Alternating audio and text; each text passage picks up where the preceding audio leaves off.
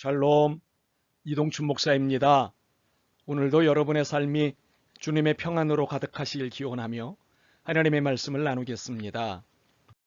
오늘 말씀은 누가복음 16장 1절에서 15절 말씀입니다. 9절에서 13절까지만 읽겠습니다. 내가 너희에게 말하노니 불의의 제물로 친구를 사귀라. 그리하면 그 제물이 없어질 때에 그들이 너희를 영주할 처소로 영접하리라. 지극히 작은 것에 충성된 자는 큰 것에도 충성되고 지극히 작은 것에 불의한 자는 큰 것에도 불의하니라. 너희가 만일 불의한 재물에도 충성하지 아니하면 누가 참된 것으로 너희에게 맡기겠느냐. 너희가 만일 남의 것에 충성하지 아니하면 누가 너희의 것을 너희에게 주겠느냐. 집 하인이 두 주인을 섬길 수 없나니 혹 이를 미워하고 저를 사랑하거나 혹 이를 중히 여기고 저를 경히 여길 것임이니라. 너희는 하나님과 재물을 겸하여 섬길 수 없느니라. 아멘. 누가복음 16장 1절에서 15절을 본문으로 불의한 돈 세탁하는 법이라고 하는 제목의 말씀을 나누겠습니다. 예수님은 가끔 난해한 말씀을 하셔서 청중들을 어리둥절하게 하시거나 당황시키셨습니다. 하지만 상식을 살짝 벗어나는 수준이지 상식을 아예 무시하는 말씀이 아니셨습니다. 세상을 초월하라고 말씀하시는 분이니 의당 상식을 벗어나는 말씀이겠지 하고 편견을 가질 이유가 없습니다. 오늘 들려주시는 말씀이 대표적입니다. 청지기가 주인으로부터 호된 꾸지람을 들었습니다. 주인의 재물을 낭비했기 때문입니다. 그래서 파면을 당했습니다. 그러자 청지기는 살 길을 찾았습니다. 기왕 이렇게 된 거 인심이나 쓰자며 주인에게 빚진 자들의 빚을 대거 줄여 주었습니다. 물론 주인 허락 없이 한 일이었습니다. 그만 이 일을 주인이 알았습니다.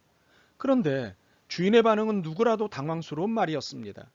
일을 지혜롭게 하였구나. 세상에, 이건 칭찬이지 않습니까? 예수님은 이 이야기를 소개하시면서 이를 본받으라고 말씀하십니다. 불의의 제물로 친구를 사귀라. 그리하면 그 제물이 없어질 때에 그들이 너희를 영주할 처소로 영접하리라. 이 말씀이 이해가 되십니까? 재미있으십니까? 오늘 이 이야기에 대한 예수님의 속마음을 찾아 나서겠습니다. 그런데 부탁드릴 것이 있습니다. 오늘 이야기는 비틀어 읽어야 하나 하고 고민하지 마시라는 것입니다. 오늘의 이야기는 글자 그대로 읽으시면서 그 속내를 찾는 것이 중요하기 때문입니다. 우선 그 속뜻을 찾기 위해서는 몇 가지 주목해야 할 단어가 있습니다. 예수님은 청지기를 일컬어 옳지 않은 청지기라고 칭하셨습니다. 주인의 재물을 일컬어서는 불의한 재물이라고 칭하셨습니다. 분명 여기서 청지기가 옳지 않은 청지기인 것은 맞습니다. 누가 봐도 그의 행동이 옳지 않았기 때문입니다. 그러나 주인의 재물을 불의한 재물이라고 하신 것은 이해가 어렵습니다. 우리가 이 의문을 해결하기 위해서는 예수님의 마음속으로 들어가야 합니다. 보다시피 예수님은 주인의 재물을 불의의 재물이라고 하셨습니다. 그런데 청지기가 재물을 사용하는 것을 두고 지혜, 충성, 사귐, 참 등과 같은 가치 있는 개념들과 연결시키셨습니다.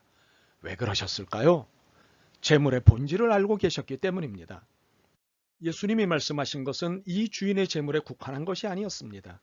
세상에 존재하는 모든 재물의 상태에 대해 말씀하신 것입니다. 특히 재물의 가치가 아니라 상태에 대해 말씀하신 것입니다. 사실 재물 그 자체는 문제가 없습니다. 결코 죄가 아닙니다. 그러나 그것이 인간의 손에 들려지는 순간 불의해지기 시작하는 것입니다. 탐욕을 채우기 위한 수단으로, 명예와 권력을 획득하기 위한 수단으로 재물에 사용되는 것입니다. 이를 아시기에 결국 재물이 인간의 손에 넘어오는 순간부터 불의한 상태가 되고 만다는 것을 지적하신 것입니다. 물론 손에 넘어온 것만으로 불의한 것이 되지는 않습니다. 그 다음의 단계인 사용되기 시작하면서부터 불의하게 됩니다. 손에서 손으로 넘어가고 손들을 넘나들면서 재물은 불의의 상태에 깊이 빠지게 됩니다. 결국 내 손에 들어온 재물은 불의한 재물입니다. 나는 정당하게 일해서 그 재물을 얻었는지 몰라도 그 재물이 수많은 불의한 손과 과정들을 거쳤다는 사실을 놓쳐서는 안 됩니다. 이렇게 볼 때 세상의 모든 재물의 상태는 불의합니다. 이것을 알고 인정하는 것이 예수님 이야기의 첫 번째 목적입니다. 그리고 이 불의한 재물을 그 불의한 상태에서 벗어나게 해야 하는 것이 두 번째 목적입니다. 이것을 위해 청지기가 옳지 않은 일을 해야 합니다. 이 두 번째 목적을 이해하기 위해 이야기를 풀어가 보겠습니다. 주인은 바보가 아니기 때문에 이 청지기가 자신에게 불의한 짓을 했다는 것을 알고 있었습니다. 그런데도 그에게 이를 지혜롭게 했다고 칭찬을 했습니다. 참으로 이해할 수 없는 태도입니다. 여기에 예수님은 이 옳지 않은 청지기 행동을 지혜로운 행동이라고 동조하셨습니다. 그리고는 그의 행동을 본받으라고 하셨습니다. 불의의 제물로 친구를 사귀라. 이럴 때 쓰는 말이 멘붕입니다. 선과 악, 의와 불의, 옳음과 그름 등에 대한 입장이 분명하신 예수님이 악을 선으로, 불의를 의로, 그름을 옳음으로 해석하시니 멘붕 아닙니까? 불의의 제물로 친구를 사귀라. 더욱이 이러한 행동이 영주할 처소로 영접받게 되는 이유가 될 것이라고 말씀하셨으니 더욱 멘붕입니다. 이것은 누가복음 15장의 둘째 아들의 이야기와 대비가 됩니다. 제물로 친구를 사귀지만 친구도 제물도 모두 잃고 마는 둘째 아들입니다. 결국 다시 아버지에게 돌아와서야 살 수 있게 됩니다. 그런데 앞에서는 제물로 친구를 사귀면 모든 것을 잃는다고 하신 주님이 이번에는 영원한 집으로 영접받게 될 것이라고 하십니다. 그것도 불의한 제물로 말입니다. 이것은 앞뒤가 안 맞지 않습니까? 그런데 이야기에는 목적이라는 것이 있습니다. 무엇을 목적으로 이야기했느냐에 따라 같은 이야기라도 메시지가 달라집니다. 누가복음 15장은 제물을 통해 아버지 집만한 곳은 없다가 메시지라면 본문의 메시지는 9절 중간에 그 실마리와 답이 들어있습니다. 불의의 제물로 친구를 사귀라. 그리하면 그 제물이 없어질 때에 그들이 너희를 영주할 처소로 영접하리라. 무슨 말씀입니까? 그 제물을 다 쓰라는 것이 실말입니다. 그 제물을 다 쓰면 영접받는다는 것이 답입니다. 그런데 이 답을 확실히 이해하려면 13절과 연결시켜야 합니다. 집 하인이 두 주인을 섬길 수 없나니 혹 이를 미워하고 저를 사랑하거나 혹 이를 중히 여기고 저를 경히 여길 것임이라. 너희는 하나님과 제물을 겸하여 섬길 수 없느니라. 혹시 이해가 되셨습니까? 그리하면 그 제물이 없어질 때에와 너희는 하나님과 제물을 겸하여 섬길 수 없느니라가 짝입니다. 제물은 불의한 것이고 그 불의한 제물은 그 소유자를 불의의 세계로 안내하는 것입니다. 그러므로 예수님은 그 불의를 저지르게 하는 원인자인 제물을 쓰든가 없애든가 하라는 것입니다. 그런데 기왕에 쓰는 것, 필요한 사람들에게 쓰라는 것입니다. 빚을 진 사람들에게 쓰라는 것입니다. 이 세상에서 돈이 절대로 필요한 사람들은 빚을 진 사람들입니다.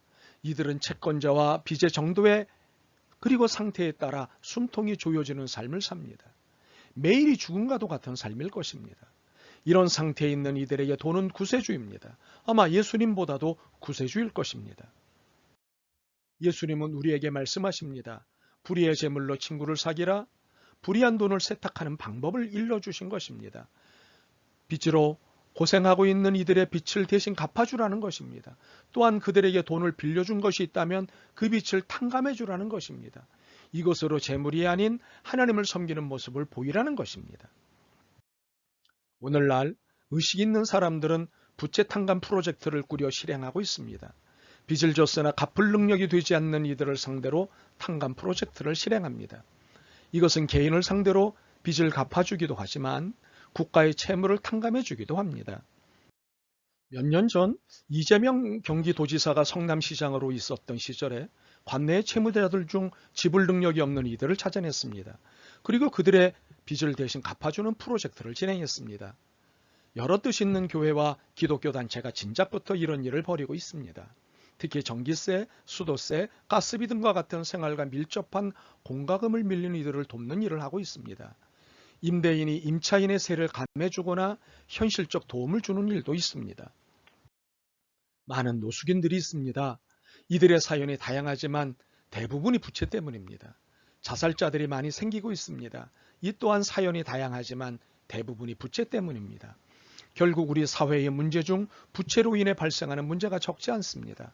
그러므로 교회와 그리스도인인 우리가 해야 할 일들 중 하나가 타인의 부채 탕감을 돕는 일입니다. 이것이 주님이 원하시는 충성에 속합니다. 누가복음은 예수님의 이야기를 듣고 비웃는 바리새인들의 행태를 소개하므로 이 메시지의 포인트를 확인시키고 있습니다. 바리새인들은 돈을 좋아하는 자들이라 이 모든 것을 듣고 비웃건을 예수께서 이르시되 너희는 사람 앞에서 스스로 옳다는 자들이나 너희 마음을 하나님께서 아시나니 사람 중에 높임을 받는 그것은 하나님 앞에 미움을 받는 것이니라. 예수님은 바리새인들에게 이렇게 말씀하신 것입니다. 겉은 의로운데 이는 척하는 것이고 속은 이미 하나님께 가증한 것으로 다 들켰다. 이놈들아. 그리스도인으로서 타인의 부채 탕감을 섬기는 일은 옳은 일입니다. 더욱이 이것은 하나님을 주인으로 섬기는지 재물을 주인으로 섬기는지의 진정성 여부가 판별되는 다림줄이 됩니다. 그리스도인이라면 13절을 자신 있게 읽었으면 좋겠습니다. 지파인이 두 주인을 섬길 수 없나니 혹 이를 미워하고 저를 사랑하거나 혹 이를 중히 여기고 저를 경히 여길 것임이니라. 너희는 하나님과 재물을 겸하여 섬길 수 없느니라. 아멘. 주님을 위하는 일이 자신의 신앙적 순결함만을 잘 지키면 되는 줄 알았습니다. 그러나 물질적으로 어려움에 처한 이웃을 돕는 것이 주님을 기쁘시게 해드리는 것임을 알았습니다. 이를 실천할 용기와 믿음의 힘을 주옵소서. 예수 그리스도의 이름으로 기도드립니다. 아멘. 오늘도 여러분의 믿음과 삶을 응원합니다. 사랑합니다.